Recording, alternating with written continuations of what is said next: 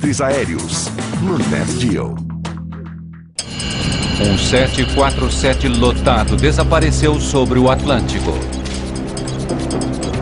Air India não está aparecendo. Destroços são encontrados espalhados sobre a superfície do oceano. Mas as pistas vitais estão a uma profundidade maior do que qualquer investigação de acidente aéreo já chegou. Nesse acidente, não tínhamos nada. Foi realmente muito complicado.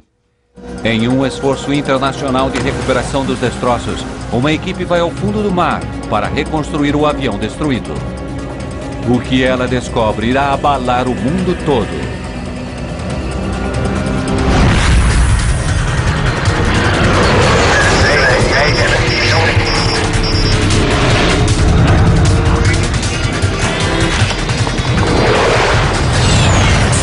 Mayday, desastres aéreos. Essa é uma história real, baseada em relatórios oficiais, transcrições do gravador de voz da cabine, além de relatos de testemunhas. Início da manhã do dia 23 de junho de 1985. Explosão a bordo. Um 747 voa através do Oceano Atlântico a 9,5 km acima da água. O apelido do jato jumbo é Kanishka, nome de um imperador hindu. E a Air India promete aos passageiros que ele será um palácio no céu. A hospitalidade hindu é algo da qual a cultura se orgulha. E você realmente vivencia isso ao voar pela Air India. As cores são vivas e aconchegantes no interior. É a sua entrada para a Índia.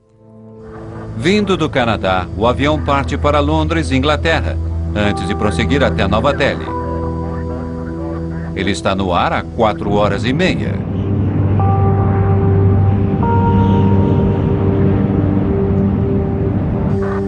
O comandante Hansi Narendra é um piloto veterano na Air India. Surinder Binder também é comandante, trabalhando como copiloto no voo. Quando o avião se aproxima de terra, Binder conversa com o comissário do voo. Sim, senhor. Jin Shao, faça-me um pequeno favor. Na parte de trás do avião, a 154, há um menino que queria dar uma olhada na cabine. Posso levá-lo agora? Bom, daqui a uns 15 minutos.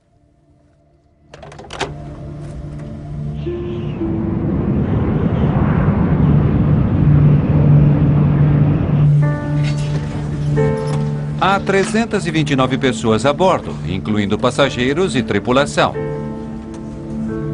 Muitos deles estão voando para a Índia para visitar familiares ou amigos.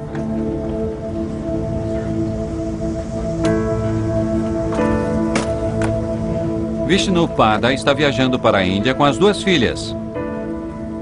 A mãe delas, Lata, já os está esperando lá. Havíamos decidido que aquele ano seria ideal para tirarmos umas férias prolongadas em família na Índia. Às 8 horas e 6 minutos da manhã, o copiloto Binder faz contato por rádio com o controle de tráfego aéreo na Irlanda. Sherwink, Air India 182, bom dia. Shannon, Irlanda. Controle chamando. Shannon, continue, por favor. Thomas Lane e Michael King estão trabalhando na central de controle de Shannon. Air India 182 está a 51 Norte, 15 Oeste, nível 310. FIR estimado a 0735. Air India 182, Shannon entendido, livre para Londres, nível de voo 310. Air India 182, livre para Londres, mantendo 310. Quer ir para a frente? Quero. Certo. Vamos lá.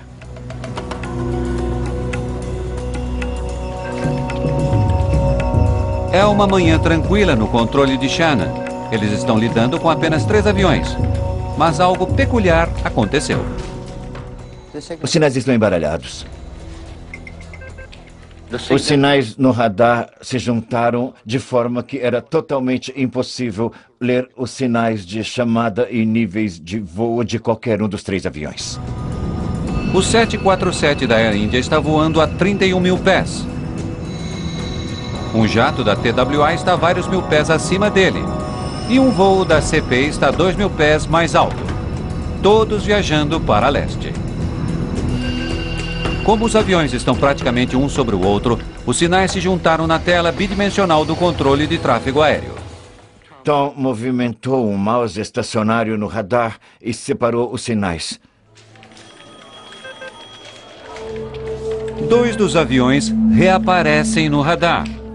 Mas o voo da Air India desapareceu. Air India não está aparecendo. Espere um minuto. Air India 182, está ouvindo? Air India 182, aqui é Shannon. Está ouvindo o câmbio? São 8 horas e 14 minutos da manhã. Eu tive um pressentimento. Até hoje, não sei por que eu peguei o telefone.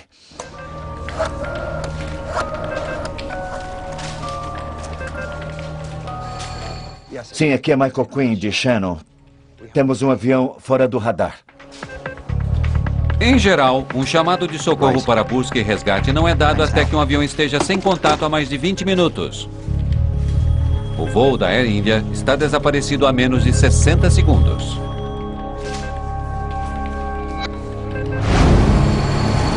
Vários navios na área começam a procurar sinais do avião. Sua última posição conhecida é de cerca de 290 quilômetros a sudoeste de Cork, Oceano Atlântico Norte. Apenas 2 horas depois do desaparecimento do avião, um navio de carga canadense na área confirma o pior. Os primeiros destroços são descobertos. Botes salva-vidas não inflados são vistos flutuando nas águas frias do Atlântico Norte. E então são vistos corpos. Logo, fica claro que ninguém sobreviveu. Na Índia, Latapada está esperando seu marido e 2 filhas chegarem, quando recebe a notícia de seu irmão. Ele me fez sentar e me disse que... sabe que algo terrível havia acontecido. Fiquei em estado de choque e parte de mim tentava assimilar a informação e parte de mim tentava imaginar como eu iria continuar vivendo sem eles se o pior tivesse acontecido.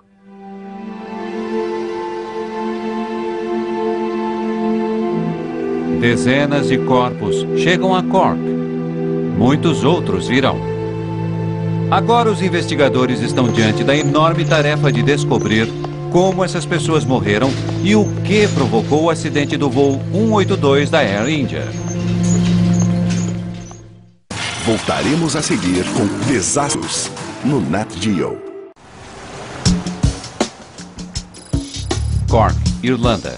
130 mil pessoas moram na cidade de Cork. Situada na costa sul da Irlanda, o lugar é há muito tempo um porto marítimo muito importante.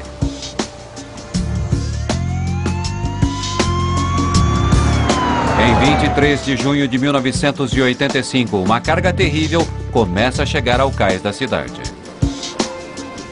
Poucas horas depois do voo 182 da Air India cair no mar, corpos e destroços são trazidos por barco. O Dr. Conan Doyle é patologista no Hospital Regional de Cork. Os primeiros corpos chegaram às 5:45 daquela tarde de domingo. E à meia-noite tínhamos 130 corpos. Doyle e sua equipe irão examinar os corpos para verificar se conseguem descobrir algum sinal do que provocou o acidente. Tínhamos 3 funcionários da polícia trabalhando em cada corpo. Um fotógrafo, um especialista em balística e um odontologista forense, que examina os dentes e o rosto para fins de identificação. Em apenas 4 dias são feitas autópsias de 132 vítimas. Todas as partes do corpo eram examinadas externamente e em detalhes, e todos os detalhes eram anotados. Sem dúvida, estávamos procurando as causas da morte. Doyle faz uma descoberta reveladora. Quase todas as vítimas morreram no ar. Apenas 2 corpos mostravam sinais de afogamento, o que indicava que os demais não respiravam quando o avião atingiu a água.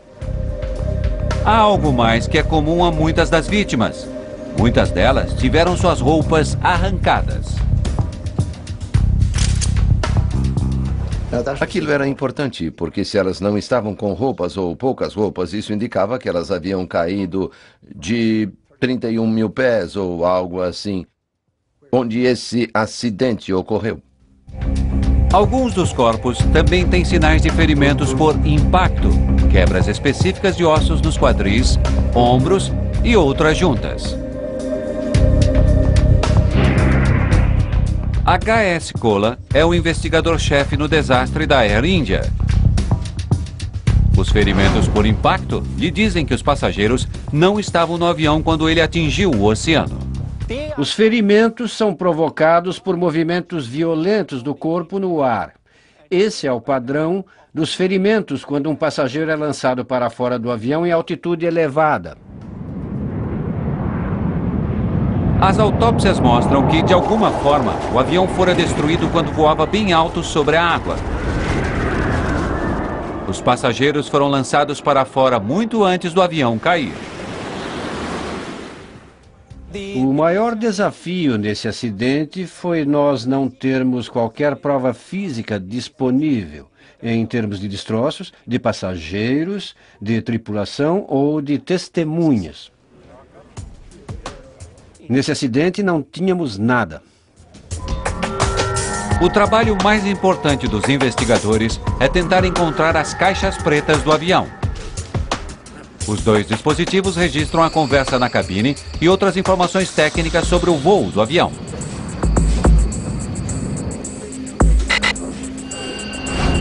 Os gravadores possuem um localizador, que emite sinais a uma determinada frequência. Mas localizá-los ainda é uma enorme tarefa. As caixas estão a quase 2.000 metros abaixo da superfície e os sinais de rádio duram apenas 30 dias.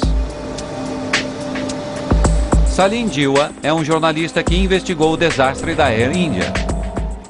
A busca pelas caixas pretas era urgente e 3 países participaram: Inglaterra, Irlanda e Índia.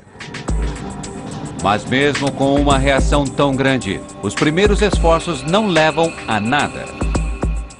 42 kHz. É alto demais. Não pode ser. Os investigadores estão captando sinais de rádio, mas eles estão na frequência errada. À medida que a busca continua, H.S. Kohler e sua equipe estudam o histórico de manutenção do avião.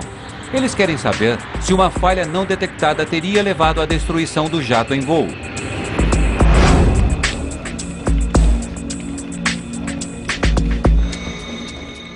Eles descobrem uma informação potencialmente importante. O jato da Air India estava voando com 5 motores.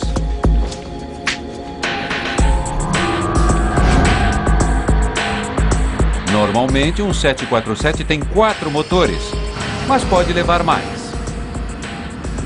O avião fora projetado para que pudesse transportar sob suas asas um motor com problemas de funcionamento.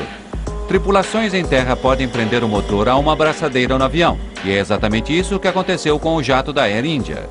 Havia um motor extra que um voo anterior havia deixado para trás e que fora preso na asa do avião. O motor extra cria um arrasto substancial no lado esquerdo do avião. Se os pilotos não compensarem isso de forma adequada, o avião irá começar a virar para aquela direção. E prosseguiu-se com a hipótese de que esse 5º motor poderia ter provocado a destruição do avião. Na verdade, os investigadores descobrem que antes de o avião decolar para Londres, o engenheiro de voo percebera problemas na maneira como o motor havia sido preso. Há um pequeno problema no 5º motor. Solicitei que fosse consertado. Tudo bem. Toronto, Canadá. Os investigadores também ficam sabendo que algumas partes internas do motor extra haviam sido retiradas e guardadas no compartimento de carga do voo 182. Elas são tão grandes que partes da porta do compartimento de carga haviam sido removidas para facilitar o trabalho. Algumas das outras partes do motor haviam sido colocadas na parte de trás do avião. Aviões como o 747 podem lidar com essa situação com bastante facilidade e é algo rotineiro. Mas se a porta do compartimento de carga não tivesse sido montada novamente de forma adequada, isso poderia ter levado a uma descompressão explosiva. Colan precisa considerar duas teorias. Ou problemas com a porta ou com o motor extra levaram à queda do avião. No caso de uma dessas hipóteses, deve haver provas nas caixas pretas do avião. Encontrar os gravadores tornava-se cada vez mais importante. Quase 2 semanas depois do início da busca, os investigadores recebem notícias que os ajudam na localização das caixas pretas. O sinal será mais alto? Então esses 42 kHz seriam possíveis. Peça aos barcos que procurem novamente. A parte da caixa preta que transmite o sinal do localizador é feita de cerâmica.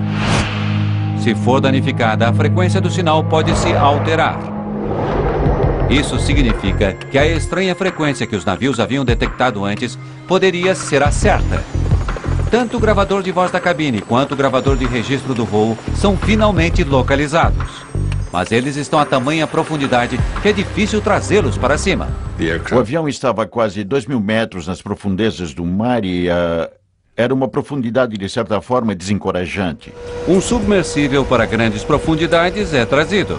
Mas mesmo com esse veículo especializado e sabendo-se a localização das caixas pretas, são necessárias 4 tentativas para trazer os gravadores à superfície. FIR estimado a 0735. Air India 182 Channel, entendido, livre para Londres. O investigador-chefe Cola agora tem o que ele espera sejam 2 peças vitais do quebra-cabeça. Se houver qualquer problema com o avião, a tripulação estará falando sobre o problema. Ela não ficará em silêncio. Mas, ao ouvir o gravador de voz da cabine, Cola não ouve nada de incomum. Depois do último contato com o controle de tráfego aéreo de Shannon, o gravador de voz registra a tripulação conversando sobre selos alfandegários, documentos que precisam ser preenchidos antes da aterrissagem. Querem cerca de 30 selos alfandegários. Selos? Sim, selos alfandegários, para que antes de sua chegada, eles... A conversa termina no meio da frase. Foi isso, e então, claro, houve apenas silêncio. O gravador de dados do voo conta uma história semelhante.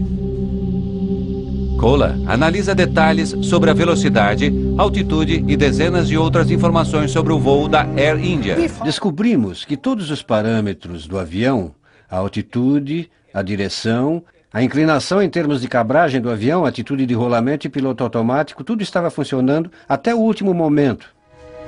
Depois de analisar as 2 caixas pretas, Cola não consegue encontrar qualquer evidência de que o avião estivesse com problemas antes de desaparecer subitamente do radar. Mas a própria falta de evidência sugere algo.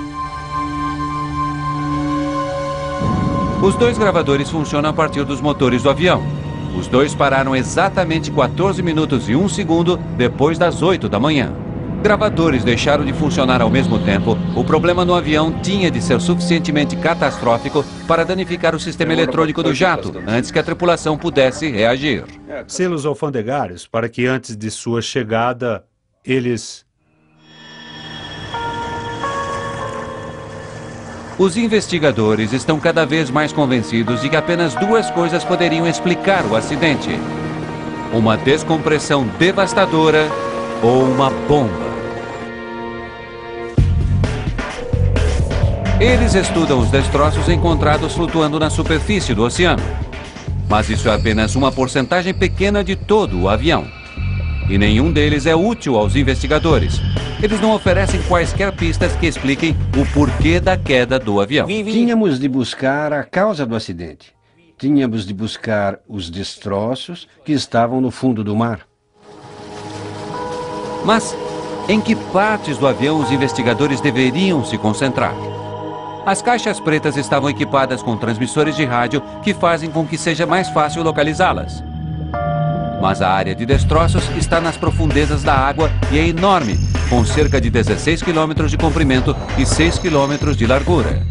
Como é que os investigadores identificam uma única pista que os ajudará a desvendar o mistério? Roy Truman é especialista em salvamento subaquático. Ele é trazido para fazer uma coisa que nunca fora feita antes: recuperar os destroços de um jato jumbo do fundo do oceano. Até aquela ocasião, nós havíamos sido solicitados a recuperar apenas pequenos aviões. Aqui estamos falando de um 747 que era enorme e não fazíamos ideia do tamanho dos destroços e o que íamos encontrar. Os investigadores sabem que não podem trazer todos os destroços para a superfície. Eles estão a tamanha profundidade que um único pedaço leva horas para ser recuperado. O submersível faz um vídeo subaquático e tira fotografias. Investigadores usam isso para resolver que destroços trazer para a superfície. Era um corredor estreito e em cada extremidade dele havia destroços bastante leves. Todas as partes pesadas, motores, a estrutura principal do avião estavam na parte central da área dos destroços. Assim como procurar por uma agulha em um palheiro debaixo da água, os investigadores esperam descobrir o que provocou o acidente em um emaranhado de destroços de metal. Mas o outono está chegando. Logo o clima ficará ruim e eles terão de abandonar as buscas. A chave para desvendar o desastre continua em algum lugar no fundo do oceano. Voltaremos a seguir com Desastres Aéreos, at Geo. Os investigadores da Índia estão vasculhando o fundo do oceano tentando descobrir o porquê da queda do voo 182 da Air India. À medida que o trabalho prossegue na Irlanda Central da RCMP, há uma crescente suspeita no Canadá de que a queda do voo da Air India não foi acidente. À medida que a polícia e os investigadores examinam a lista de passageiros do avião, eles descobrem algo peculiar. Muitos dos passageiros que estavam no voo 182 da Air India começaram seu dia em Vancouver. Eles estavam usando um outro avião para a conexão com o voo 182. Um dos passageiros que comprou uma passagem para aquele avião não embarcou. Nós nunca identificamos o passageiro, mas a passagem o identificava como M. Singh. Havia apenas uma inicial, mas não o nome completo. Acreditamos que o nome seja fictício e que a pessoa não tinha intenção de viajar. Vancouver, Canadá. Embora não tenha embarcado, M. Singh fez o check-in. Próximo, por favor. A caminho de Toronto? Quero minha passagem registrada para Nova Delhi. Eu não posso fazer isso, senhor. Sua reserva está confirmada apenas para Toronto. Olha, eu estou confirmado. Esta é minha passagem. Ginny Adams trabalha no setor de passagens da Canadian Pacific. Senhor Singh, está em lista de espera para Delhi. Eu não posso. Mas então eu tenho que apanhar a minha mala. Eu não posso fazer o check-in da sua bagagem pela Índia se o senhor não está confirmado. Mas eu estou confirmado. Espera. Vou chamar meu irmão. Ele vai te dizer. Há 30 pessoas esperando para fazer o check-in. Adams não tem tempo de esperar pelo irmão do homem. Espere, eu vou fazer o check-in, mas tem que fazer a confirmação com a Air India ao chegar a Toronto.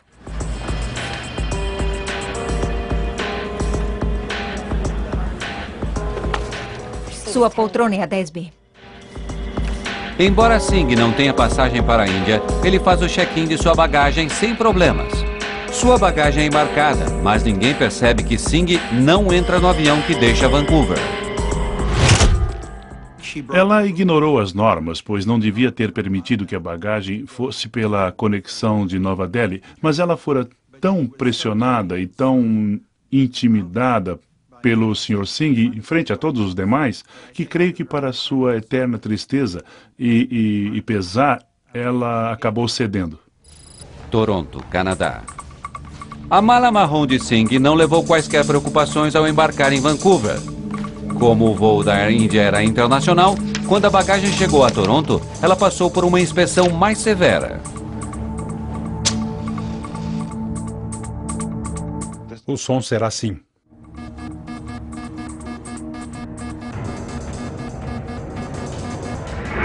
John de Souza é um funcionário da segurança da Air India. No dia do voo, ele fazia a demonstração de um detector portátil de explosivos para os carregadores de bagagem em Toronto. Elementos químicos em um fósforo acionavam o dispositivo, assim como o fariam elementos químicos usados em alguns explosivos. Certo? O dispositivo portátil havia sido colocado em uso porque a máquina de raio-x, que normalmente escaneia todas as bagagens, havia quebrado. Quando os funcionários da segurança usam as varetas portáteis nas bagagens, tudo parece normal, até chegarem à mala marrom. A mala, de fato, acionara o dispositivo, mas o barulho que ele fizera era muito diferente daquele que os funcionários haviam ouvido durante a demonstração. A bagagem passou na inspeção e recebeu permissão de embarque no avião, finalmente voando em direção da Inglaterra.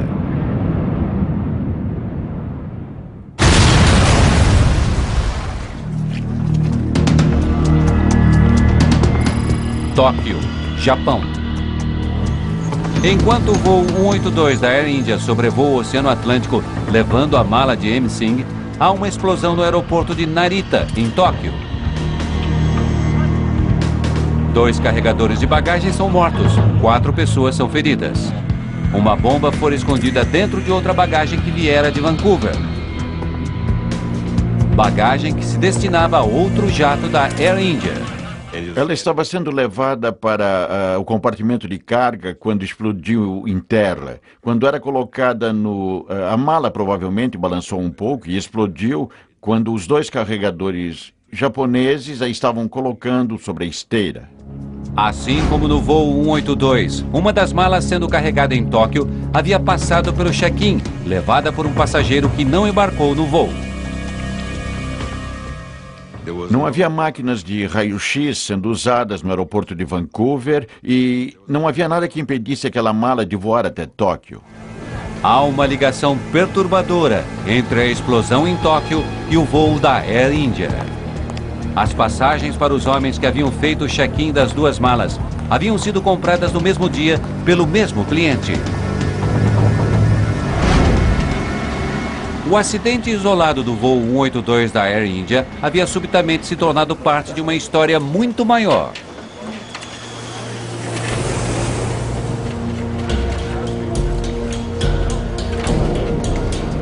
Com a conexão aparente entre os 2 incidentes, os investigadores da Irlanda ficam extremamente interessados sobre o que a polícia descobre em Tóquio.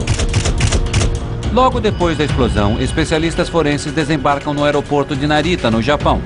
Há rastros de provas por toda a parte. Surpreendentemente, especialistas forenses japoneses haviam conseguido apanhar minúsculas partes e fragmentos e toda a análise finalmente levar a polícia japonesa a identificar o veículo que for usado para carregar a bomba. Os especialistas chegam até mesmo a encontrar números de série em partes dos destroços. Pistas que mostram que a bomba estava escondida dentro de um determinado sintonizador estéreo fabricado pela Sanyo. Todos os 2.000 aparelhos fabricados haviam sido embarcados para um armazém próximo a Vancouver, Colômbia Britânica.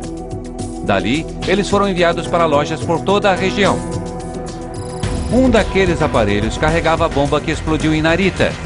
A polícia tem uma tarefa difícil de tentar rastrear a venda de 2.000 aparelhos. Eles poderiam ter sido vendidos para qualquer um. A maior parte das lojas que havia recebido o aparelho já havia vendido todos há anos. Mas a polícia consegue algo ao perguntar sobre o aparelho em uma loja em Duncan, Colômbia Britânica, uma minúscula cidade na ilha de Vancouver. A última unidade havia sido vendida há poucas semanas. Eles conseguiram descobrir quem comprara o aparelho que continha a bomba. Área de testes. A polícia obtém o mesmo tipo de aparelho que foi usado para colocar a bomba no voo da Air India. Eles realizam testes para verificar que tamanho a bomba deveria ter para causar o tipo de danos provocados em Tóquio.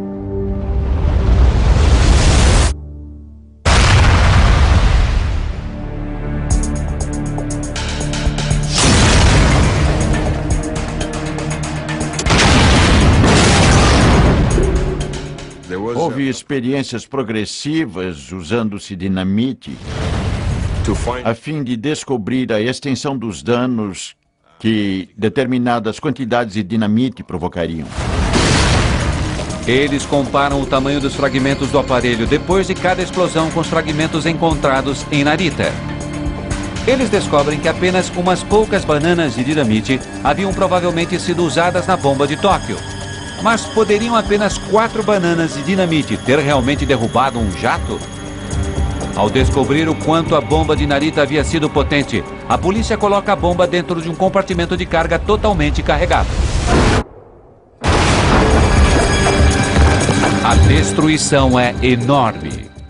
Qualquer descompressão provocada por um dispositivo explosivo no compartimento de carga teria sido suficiente para provocar danos catastróficos em um avião. 4 bananas de dinamite são o bastante. Um compartimento de cargas completamente cheio aumenta a potência de uma bomba. Testes realizados na Universidade de Penn State mostram que as ondas de choque criadas pela explosão de uma bomba não viajam em apenas uma direção, mas reverberam dentro de um compartimento de carga, potencializando-se umas às outras, aumentando enormemente a força inicial da explosão. Se uma bomba de fato explodiu no compartimento de carga da Air India, isso teria provocado uma enorme destruição. Cork, Irlanda.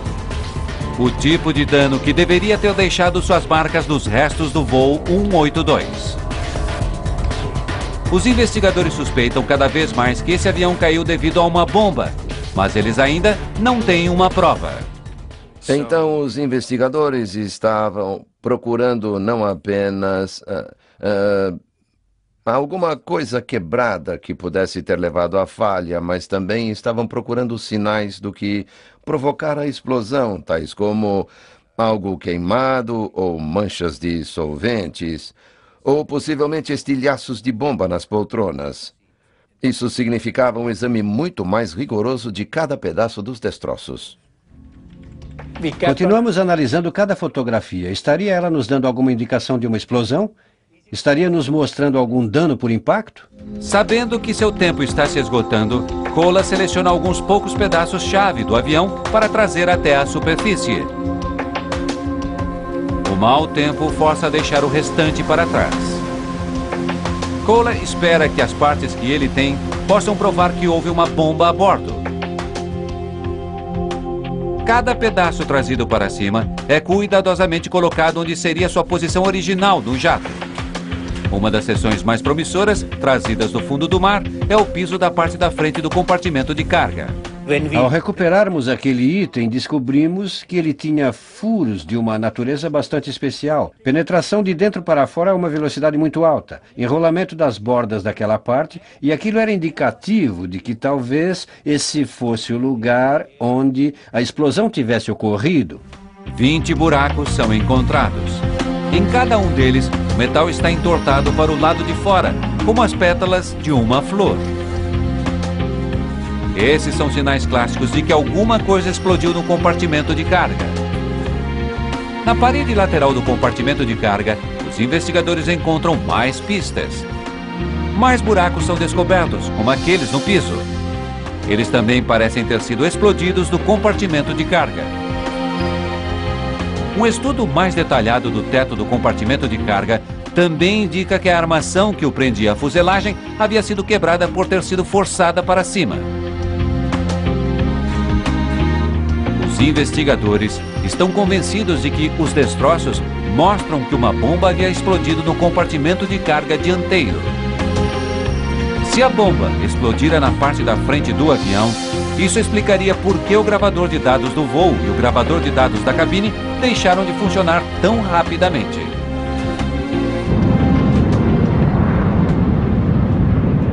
Como outros aviões 747, o compartimento eletrônico no voo da Air India está localizado abaixo da cabine.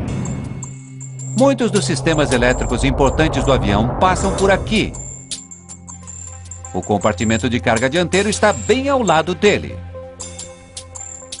Então, quando a bomba explodiu, a explosão teria desligado completamente os computadores e teria havido um silêncio absoluto. E é precisamente isso que ocorreu. Os investigadores estão convencidos de que uma bomba levou à destruição do voo 182 da Air India. Não foi um acidente. A queda do jato de passageiros foi criminosa.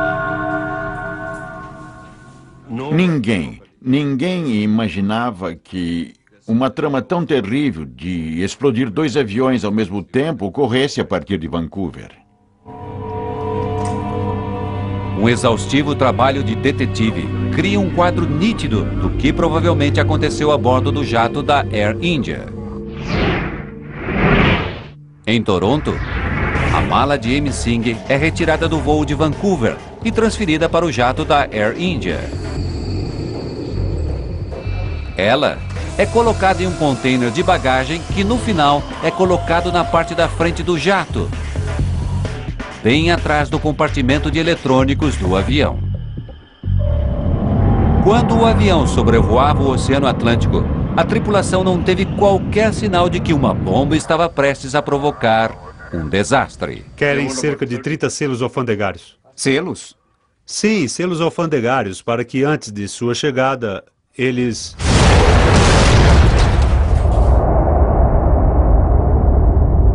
Quando a força da explosão atingiu o piso do jato, ele o empurrou violentamente para cima. A fina fuselagem teria sido destruída. A pressão de ar dentro do avião teria escapado, arrancando os passageiros da cabine e danificando fatalmente o jato. Os destroços, espalhados por mais de 14 quilômetros, são uma indicação da rapidez de toda essa descompressão e do quanto foi terrível. Mas nesse momento, o avião não tinha qualquer possibilidade de voar. Nesse caso, o avião não tinha como prosseguir voando. Enquanto o jato caía sobre o mar, as forças exercidas sobre a fuselagem o desintegrou. A cauda fora arrancada e as asas começariam a se quebrar. E não há como sustentar um voo depois disso. Ele entra em parafuso e, quando entra em parafuso, é simplesmente um enorme dano estrutural. Depois de meses de trabalho cuidadoso, os investigadores acreditam ter descoberto a causa do acidente da Air India. Eles provaram que uma bomba derrubou o avião. Agora cabe à polícia encontrar os responsáveis pela bomba. Mas com tantas mortes e a possibilidade de tantas outras, caso a bomba de Narita tivesse explodido em pleno ar, há um interesse imediato de tornar os jatos de passageiros mais seguros. Esse foi um dos maiores desastres na história da aviação indiana. E poderia ter sido evitado se os procedimentos tivessem sido seguidos. Enquanto a caça aos assassinos continua, são dados passos extraordinários para tornar a segurança mais rígida e verificar se os jatos podem ser fabricados para suportar a força de uma bomba. Voltaremos a seguir com Desastres Aéreos. No Nat Geo. Brutton-Thorpe, Reino Unido. Em maio de 1997, mais de 10 anos depois de uma bomba terrorista ter destruído o voo 182 da Air India, um 747 fora de uso está prestes a fazer parte de um incrível teste. 2 bombas são colocadas no compartimento dianteiro e mais 2 na parte de trás. O teste de Brutton-Thorpe, na verdade, pretendia provar, depois de 5 anos de pesquisa, que podemos proteger um avião usando containers de bagagem mais resistentes ou revestimentos mais resistentes no compartimento de carga. O avião também é pressurizado para simular as condições que um jato encontraria em altitude de cruzeiro. A pressurização é a chave para aquele tipo de experiência. A energia adicional que se tem devido à pressurização do lado de dentro do avião faz aumentar os danos. Pode-se pensar nisso como um balão. Se você usar um alfinete para espetar um balão que não está cheio, tem um furo do tamanho de um alfinete, mas se encher aquele balão e espetá-lo com um alfinete, ele estoura de forma catastrófica. Quando as bombas são detonadas, o resultado é arrasador. A força da explosão, somada à pressurização do lado de dentro do jato, destrói o avião. E aquilo foi o mais próximo do que teria acontecido a um jato em voo. O poder de destruição de bombas em jatos é bem conhecido. Mas o que o teste em Burton-Thorpe mostrou foi que medidas relativamente simples podem minimizar substancialmente os danos provocados por uma explosão. Uma das bombas no compartimento de carga traseiro foi colocada em um container comum de bagagem. Mas as bombas no compartimento de carga dianteiro eram diferentes. Uma delas foi colocada em um container especial, reforçado com material semelhante ao encontrado em coletes à prova de bala. A outra foi colocada em um container normal, mas colocado ao lado de paredes que haviam sido reforçadas com um revestimento que absorve impactos. Quando as bombas explodem, a parte da frente do avião fica praticamente intocada. Não houve dano na fuselagem do avião que tinha o revestimento ou nos containers de bagagem reforçados, mas em direção à parte de trás do avião ou à cauda, onde não tínhamos nenhum dos materiais de reforço, o avião foi danificado de forma catastrófica. O container de bagagem padrão não minimizou de forma alguma a explosão. Tanto o revestimento protetor no compartimento de carga dianteiro, quanto o container de bagagem reforçado conseguiram absorver a força da explosão. São só conjecturas. Procedimentos como esses teriam salvo o voo da Air India? Muito provavelmente. Eles fariam a indústria mais segura hoje? Com certeza. Apesar dos resultados impressionantes dos testes na Grã-Bretanha, containers de bagagem reforçados não são usados pelas empresas aéreas. Se por um lado são eficazes para deter bombas, eles são extremamente caros. Os containers reforçados não estão sendo usados hoje porque não são economicamente viáveis. Eles custam dezenas de milhares de dólares para serem adquiridos. E são muito frágeis, são materiais complexos. Por isso, se colidir a lateral deles com uma empilhadeira, eles se tornam inúteis dali para frente. Avanços significativos têm sido feitos quanto à maneira como a bagagem dos passageiros é examinada na maior parte dos aeroportos internacionais. Sistemas de raio-x coloridos mais sofisticados usando múltiplos feixes de varredura são utilizados hoje. Mas eu estou confirmado. Espera. Vou chamar meu irmão. Ele vai te dizer. Espere, eu vou fazer o check-in, mas tem que fazer a confirmação com a Air India ao chegar a Toronto. E há normas mais rígidas quanto ao envio de bagagem em voos com conexão. No caso da Air India, o mais importante de tudo foi a volta à vinculação passageiro-bagagem. Esta é a chave para a detecção de um dispositivo explosivo ou de um terrorista. Avião algum parte sem que a bagagem pertença a algum passageiro que esteja voando naquele avião. E é assim que tem que ser.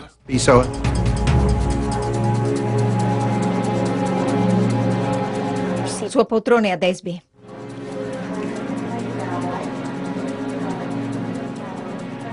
Acho que uma das notícias mais difíceis de ser aceita pelas famílias foi o fato de haver muitas maneiras pelas quais essa tragédia poderia ter sido evitada. Foi absolutamente imperdoável que uma mala pudesse ser enviada em voo de conexão sem um passageiro que a acompanhasse. A qualidade do treinamento que guardas de segurança recebem nos aeroportos também passou por uma análise nos anos seguintes ao acidente da Air India. E ainda é uma área que preocupa alguns especialistas em segurança. Há uma verdadeira falha no treinamento de pessoal de segurança. E essa falha existe porque não se consegue pagar salários de subsistência a esse tipo de funcionários para que cuidem de sua segurança quando você embarca em um avião. No caso da Air India, a polícia finalmente estabelece uma ligação entre as bombas e extremistas Sikh que moram no Canadá. Eles estão lutando para ter uma pátria Sikh independente criada na Índia. O homem que confessa ter montado a bomba é enviado para a prisão. O homem suspeito de ter arquitetado o plano é morto vários anos depois, enquanto estava preso na Índia. Os dois homens têm uma profunda ligação com a comunidade Sikh da costa oeste do Canadá, uma conexão que ainda perturba Lata-Pada. Foi um ato deliberado de terrorismo e entristece ainda mais o fato de ter sido executado por canadenses, em solo canadense, contra canadenses. Mais de 20 anos depois da destruição do voo da Air India, o choque daquele dia ainda permanece vivo. E muitas perguntas permanecem sem resposta. Ainda não sabemos quem eram as duas pessoas que fizeram o check-in daquelas malas. Com exceção do básico quanto a quem fez a bomba, não sabemos muito sobre quem mais os auxiliou. Não sabemos quem apanhou aquelas bagagens. Há um voto de silêncio que tem prejudicado a investigação. Essa investigação será iniciada imediatamente. Em 2006, o governo canadense iniciou uma investigação sobre a explosão do voo da Air India. Mais uma investigação sobre o que houve e suas razões. A chocante morte de tantas pessoas